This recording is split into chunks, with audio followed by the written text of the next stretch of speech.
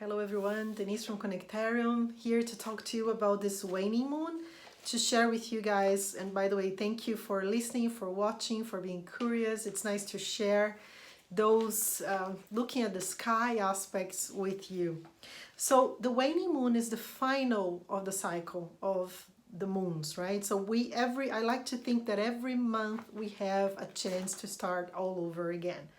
I really want to encourage whoever I'm talking to think about that. Every new moon is a possibility for us to start a new process, a new journey. And we're going to talk about that in the new moon next week. And this moon, which is the waning one, is the final of the process. It exists to allow us to empty ourselves and to reflect. I know we are reflecting a lot already, that we are introspective, but this week is actually about that, about this introspection and about thinking deeply what we want to eliminate and what we want to maintain. So I want to talk about that in this video. So the week is actually much more intense in the beginning, Monday, Tuesday, and Wednesday. And from midweek on, we have a lighter energy on the sky. So the waning moon is happening in Capricorn, in the sign of Capricorn, and the sun is in Aries, so where the sun is located and the moon. So it starts a conversation. Aries is all about the impulse, the energy, the courage to face things. And Capricorn is reminding us to be responsible, to be structured, to do that with calm and doing a path that we can rely on. So this beginning of the week is very particular because it has a tension between the sun and Pluto. I would like to explore that with you because it's so important. And when we are talking a lot about transformation, we talk about Pluto, and actually this very rare aspect in the beginning of the year that is mirroring, let's say, that is reflecting all we are experiencing down here. It relates to Pluto, which is the god of the underneath. So it's all an invitation. This tension in the beginning of the week is an invitation for us to think what you need to let go, really. What do you need to transform? I know we are all talking about transformation, but this week now is really, it's tough, it's hard because it talks about things that we don't want to see.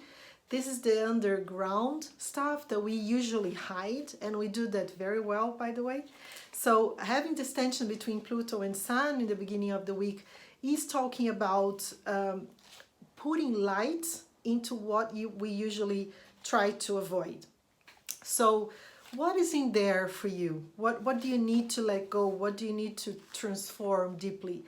Those are two aspects and two archetypes, very different. So we're talking about the Sun and Pluto. Sun is about clarity and our conscious and what we see very clearly. It's a principle of life, of energy, of health, of vitality. And Pluto, on the other side, is the principle of death, of letting go, of elimination. So those two together is like we're putting light into what we usually don't want to see. So my tip to you is really deep dive into this Monday, Tuesday, and Wednesday. You're not alone. We are all going through this process together. I think we open our drains, and now we need to see it collectively and also individually. But in our conversation over here, I think it's very interesting to deep dive into the individual side of yourself. Where exactly are you having to do that, to eliminate? And when we're talking about Pluto, it's not an elimination that it's easy to do, that we say, okay, I need to let go, let me do it. No, this is something that you feel you're letting go a part of yourself.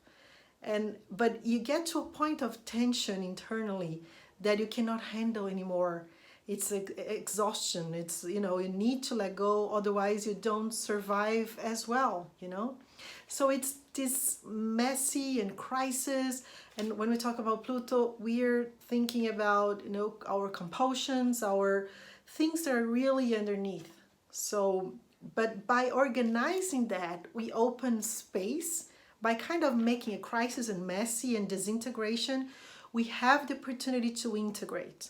And now the purpose is to integrate everything. So Pluto is about the integration of what we like and what we don't like, so we can be entire. It's a proposition for us to be entire, to be, you know, whole, as a whole, as a person. So, and also in the beginning of the week, if that's not enough, we have also an aspect of exaggeration, of overestimating stuff, overestimating our abilities, overestimating our thoughts, our plans, a kind of difficulty to deal with reality. So that's the process. So I invite you to be together, you know. Again, I'm hearing a lot of feedbacks about this beginning of the week from many people, and that's okay. That's okay to be in this painful, it's painful process of letting things go and transform stuff. So from midweek on, we have a very nice aspect between Venus and Mercury, which is a grace, right? We have the opportunity to have better ideas, be in contact with information that will benefit us. Also, we are having the opportunity to talk about our feelings. I really encourage you to provoke conversations about the relationships, because we are now talking about Venus, which rules the relationships, and it's in Gemini from April 3rd until August. We have a few months ahead of us with this Venus in Gemini, which is the period where Venus will retrograde, will seem to go backwards from the Earth. Actually it doesn't, but it's a symbolic retrogression that talks about our need to really go through conversation, whatever Gemini represents, which is conversation, communication, our ability to speak verbally how we feel. That's a lot. And the possibility of putting to words how we feel. So, and also this week having this good aspects talks about good information, our seek for information, our seek for, we are looking at learning in different perspectives. We have a lot of air aspects in the sky, planets in the air signs, which invites us to go more sociable, even if it's virtually, to be more sociable, to exchange, to think, to learn. So that's a lot of the invitation. So I would like to leave you with those questions again about what do you need to let go.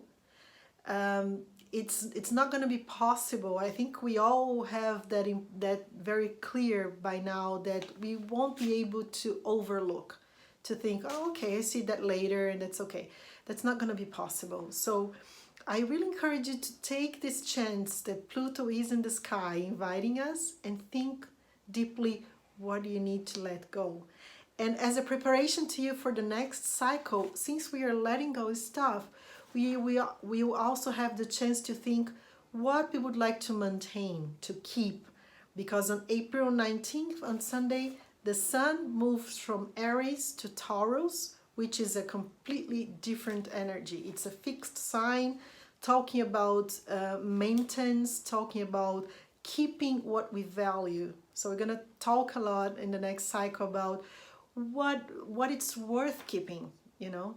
But to get to that point, we need to eliminate first some of the stuff we are carrying with us, and it's creating this heavy, you know, burden on us. So to be able to release and to keep stuff, let's do the process this week and think about that.